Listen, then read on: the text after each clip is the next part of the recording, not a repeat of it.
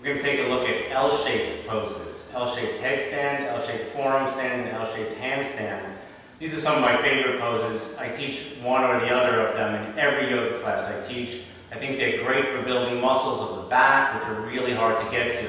They really require a shortening of the front body and a lengthening of the back body, accessing the erector spinaea muscles of the spine, the multifidus, quadratus lumborum. All the back body muscles are going to be asked to lengthen in this pose. Starting with L-shaped headstand, come onto your hands and knees with the feet against the baseboard.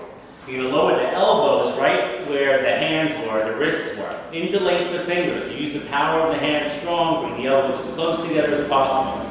The closer you bring your elbows, the smaller your base of support, which gives you a lot of power in the pose. But when the shoulders are tight, it's hard to keep the elbows close. Pressing into the palms, lift the knees. Step one foot up to the height of your hips. Step the other and meet it. And you're trying to find an L, parallel legs to the floor. Not always so easy to feel. The head is free swinging. Take the navel to the spine and really try to open up the middle back. L-shaped forearm stand. You can use a block. I love a block for this. Same setup. This time you put the block around in between the hands. The thumb is at the base of the block, index fingers alongside. Press down into the hands, lift the knees, step one foot up, step the other foot. Again, take the shoulders to the wall and then pull the belly in. Try to lengthen the back. There's a tendency of collapsing the back. Try to really pull in and lengthen the back. At the end, if you want, you can look towards your block.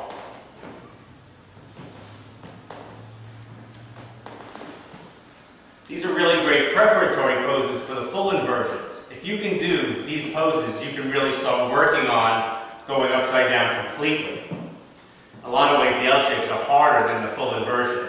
Lastly, we'll look at handstand. Once you're getting strong at these, you can start to jump up. First, I'll just show you an L shape and I'll jump.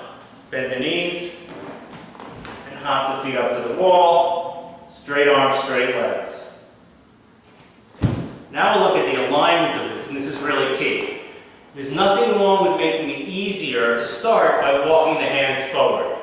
But let's take a look at what happens, or a tendency that happens when the hands come forward. I'm going to come up, I'll jump my feet up, and then there's a tendency to sink the shoulders too far in, and I lose this sense of straight line from the wrist to the shoulder to the hip. Pull the shoulder back in line.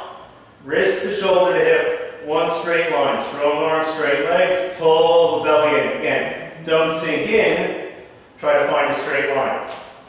And that goes for no matter where you go. So if you go deeper into the pose, into an L, and you can even go deeper over time.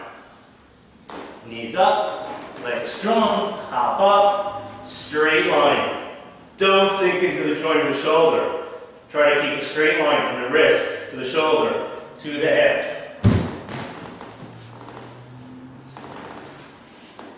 I love the L-shaped poses. They're such great poses to build strength in the back and get you ready for going upside down. One of the most fun parts of a yoga practice.